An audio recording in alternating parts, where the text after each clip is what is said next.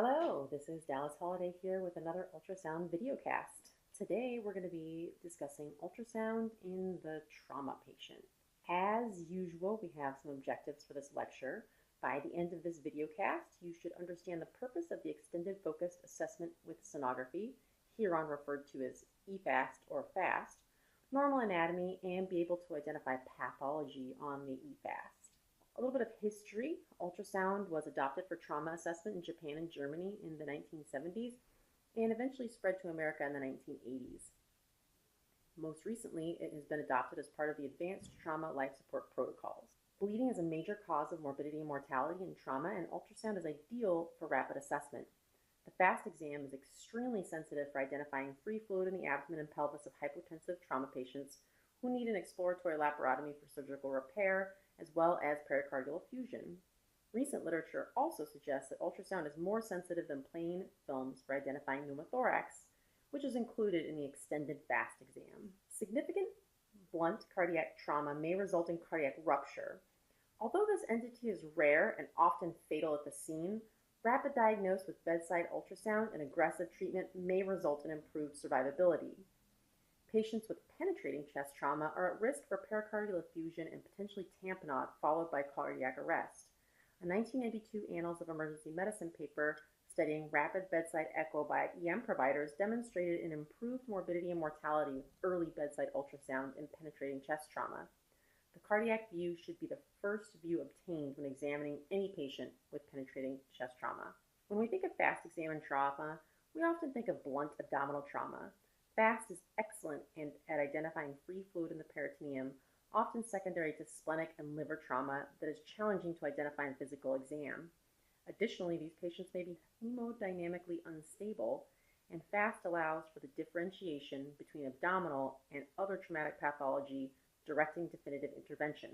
Although FAST is not as useful for identifying bowel injuries, which are more common with penetrating abdominal injuries, it is still useful to direct care as free fluid will suggest pathology other than or in addition to bowel injury and will suggest the need for exploratory laparotomy in the hemodynamically unstable or the need for CT imaging in stable patients to further define injuries. The ultrasound is useful for identifying pneumothorax. We're going to discuss the details of this later.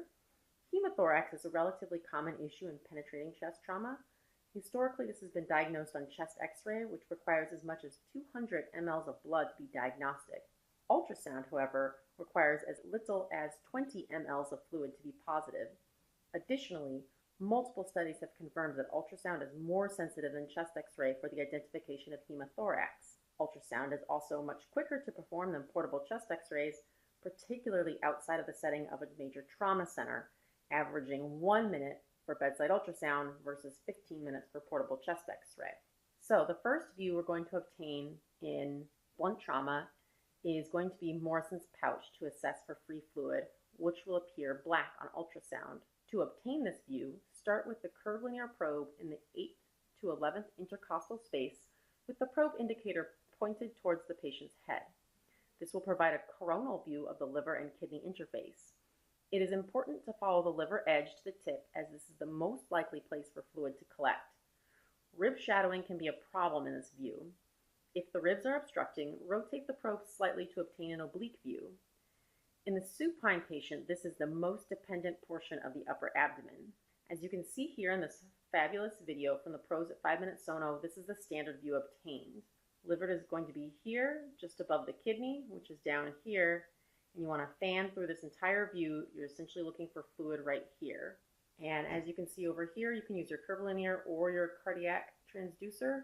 And you're going to be putting it right there in that mid-axillary line. So here, again, this is another view of the right upper quadrant of Morrison's pouch. But unlike the previous image, you can see there's this large amount of black here hanging around the tip of the liver.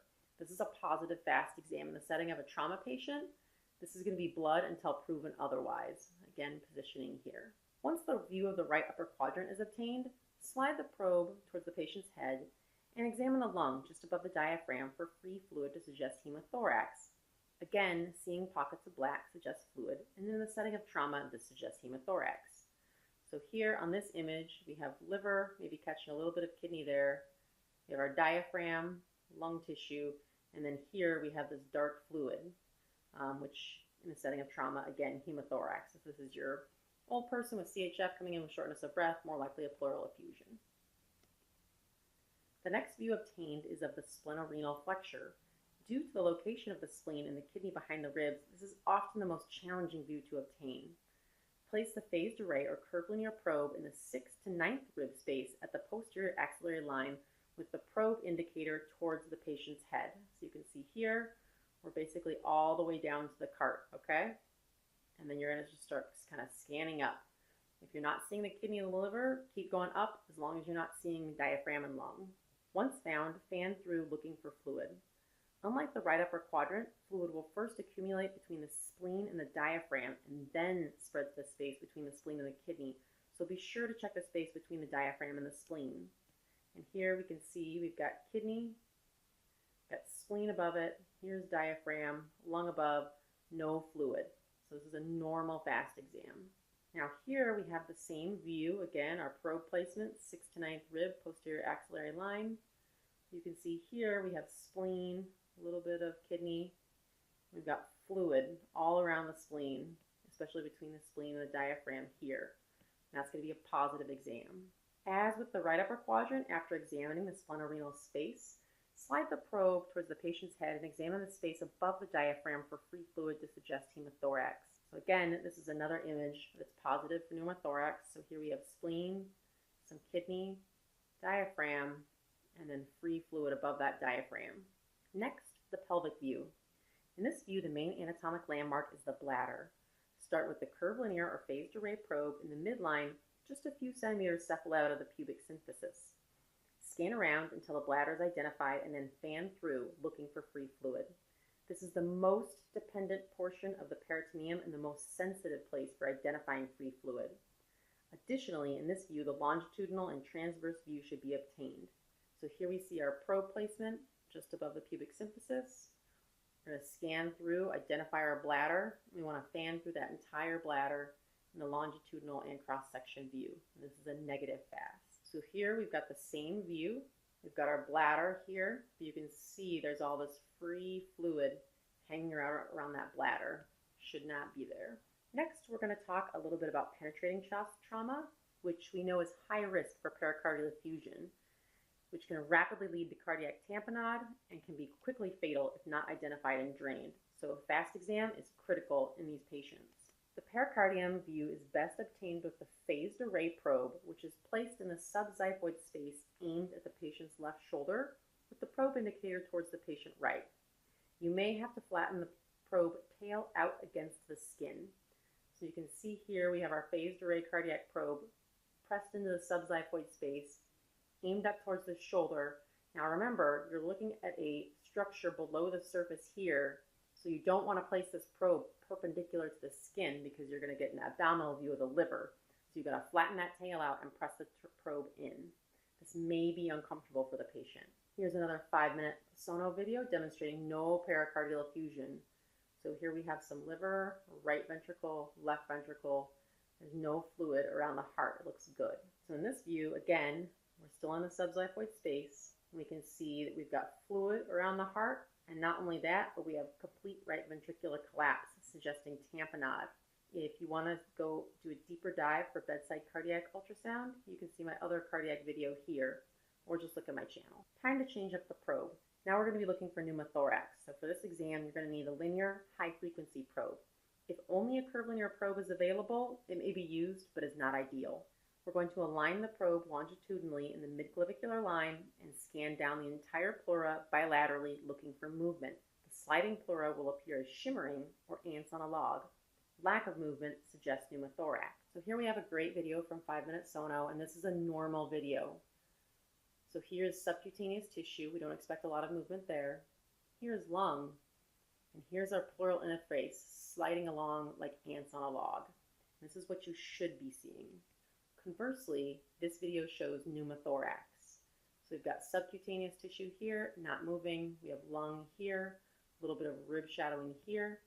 Here's your pleural line, no movement to speak of. That's bad. That's consistent with pneumothorax. Another method for detecting pneumothorax is to use your M mode. So you're going to line up the probe over the lung tissue, turn on your M mode, and what you should see is a barcode of the subcutaneous tissue because it's not moving. Here's your pleural line, and then you should see movement in the lung tissue. This is normal. Now, if pneumothorax is present, you get what is called the barcode sign or stratosphere sign. So again, we have normal here, we've got this movement here, subcutaneous tissues not moving. Here, you see no movement across the entire image, so the lung basically looks like subcutaneous tissues. And that is bad. That is consistent with pneumothorax. So that is it for ultrasound in trauma. Thank you as always for watching. If you have any questions or comments or feedback, please feel free to contact me at Dallas_holiday or DallasHoliday@gmail.com. Here are some references if you feel like doing a little bit more reading on your own. Thank you so much, guys.